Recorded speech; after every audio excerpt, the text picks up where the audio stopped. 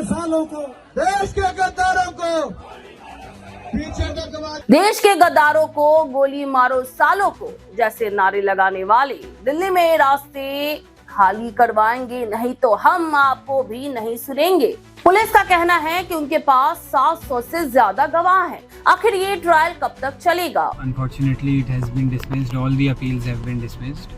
हम देख रहे हैं कि किस तरह लगातार सरकारें और मीडिया का एक बड़ा हिस्सा मुसलमानों को और वामपंथी सोच रखने वालों को अक्सर निशाना बना रहा है। क्या हम एक ऐसे भारत की तरफ बढ़ रहे हैं जहां असहमति की कोई जगह नहीं है, जहां सवाल पूछना अपराध बन चुका है? हम नफरत का जवाब नफरत से नहीं देंगे। अगर वो नफरतें फैलाएंगे तो हम उसका जवाब प्यार से देंगे।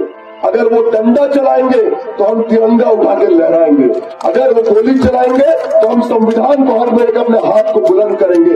अगर वो जेल में डालेंगे तो सारे जहां से अच्छा हिंदुस्तान हमारा गाते गाते हम हंसते हंसते जेल चले जाएंगे, लेकिन इस देश को आपको बर्बाद करने नहीं देंगे। नमस्कार, मैं हूं पूनम, आपके साथ। आप देख रहे हैं सुपर न्यूज़ 24।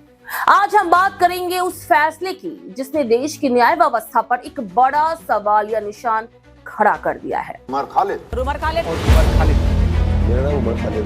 क्या खता है मेरी? ये खता है मेरी कि मैं बोलता हूँ कि देश जितना आपका उतना मेरा भी है। दिल्ली हाईकोर्ट का एक फैसला जिसने उमर खालिद, शर्जील इमाम, मीरान हैदर और गुलफिशा फातिमा जैसे नौजवानों की जमानत अर्जी को खारिज कर दिया है।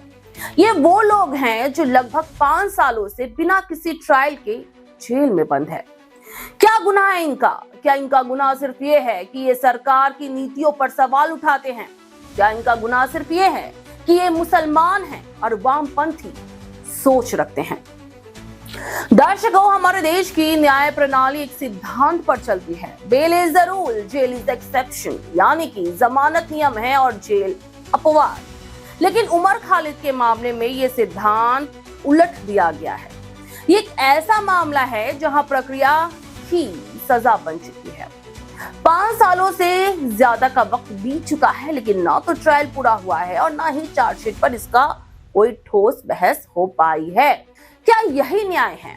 क्या ये सिर्फ इसलिए हो रहा है क्योंकि इन लोगों पर यूएपीए जैसी कठोर धाराएं लगाई गई हैं? पुलिस का कहना है कि उनके पास 700 से ज्यादा गवाह हैं। खुद दिल्ली हाईकोर्ट ने इस पर सवाल उठाया था।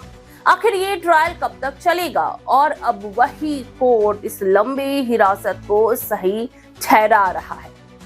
जब किसी पर कोई अपराध साबित ना हो तो क्या उसे सालों तक जेल में रखना न्याय संगत है? ये सिर्फ उमर खालिद की कहानी नहीं है, ये हमारे संवैधानिक अधिकारों की कहानी है जो लगातार कमजोर होते नजर आ रहे हैं। इस मामले का दूसरा पहलू और भी ज्यादा चौंकाने वाला है।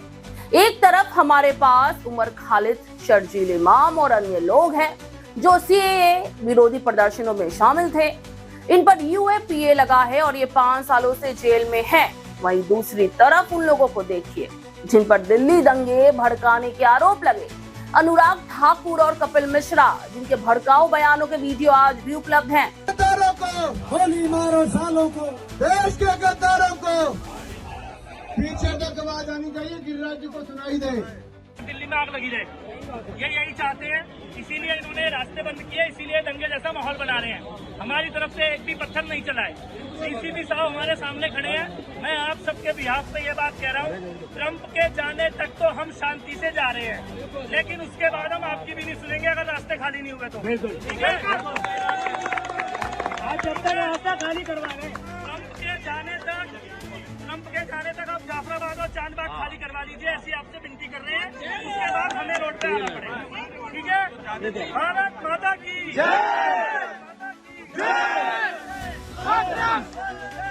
देश के गद्दारों को गोली मारो सालों को जैसे नारे लगाने वाले दिल्ली में रास्ते खाली करवाएंगे, नहीं तो हम आपको भी नहीं सुनेंगे जैसी धमकी देने वाले आज भी आजाद घूम रहे हैं। बल्कि उनमें से कुछ को तो मंत्री पद से ही नवाजा गया है। क्या ये कानून है? क्या ये एक ही कानून है या हमारे देश में 2 तरह के कानून चलते हैं? एक उन लोगों के लिए जो सरकार के खिलाफ बोलते हैं और दूसरा उन लोगों के लिए जो सरकार के शहर पर नफरत फैलाने का काम करते हैं।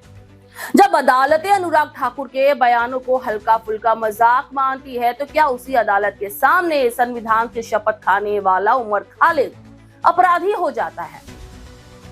ये सवाल आज हर उस भारतीय के जहन में है जो न्यायपालिका पर विश्वास रखता है। इस पूरे मामले में एक और बेहद खतरनाक पहलू है और वो है धर्म। जी हाँ, क्या उमर खालिद को इस पे निशाना बनाया जा रहा है क्योंकि वो एक मुसलमान है? क्या उसके वामपंथी होने के साथ साथ मुसलमान होना उसका सबसे बड़ा गुनाह बन चुका है? हम देख रहे हैं कि किस तरह लगातार सरकारें और मीडिया का एक बड़ा हिस्सा मुसलमानों को और वामपंथी सोच रखने वालों को अक्सर निशाना बना रहा है। उन्हें टुकड़े टुकड़े गैंग और शहरी नक्सल जैसे नामों से बदनाम किया जाता है। न्यूज क्लिक के प्रवीर पुरकायस्थ के साथ क्या हुआ? उन्हें भी आतंकी बताकर जेल में डाल दिया गया, लेकिन जब सुप्रीम कोर्ट ने उन्हें रिहा किया तो क्या किसी ने उनसे माफी मांगी? नहीं।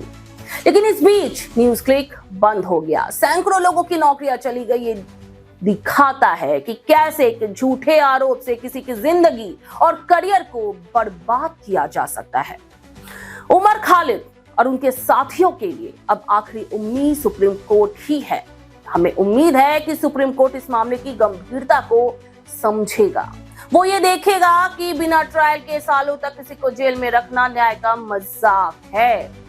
ये सिर्फ एक कानूनी लड़ाई नहीं है, ये नागरिक अधिकारों और न्यायपालिका की स्वतंत्रता की लड़ाई है।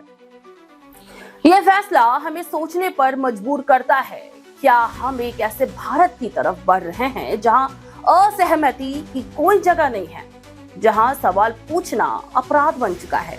ये सिर्फ उमर खालिद का मामला नहीं है, ये हमारे लोकतंत्र का मामला है। खैर, आप इस बारे में क्या राय रखते हैं हमें कमेंट सेक्शन में जरूर बताएं, क्योंकि आपकी राय हमारे लिए बेहद महत्वपूर्ण है। फिलहाल अभी के लिए टाइम देखते रहिए super news 24। Super news 24 Kolkata, हर कदम सच के साथ।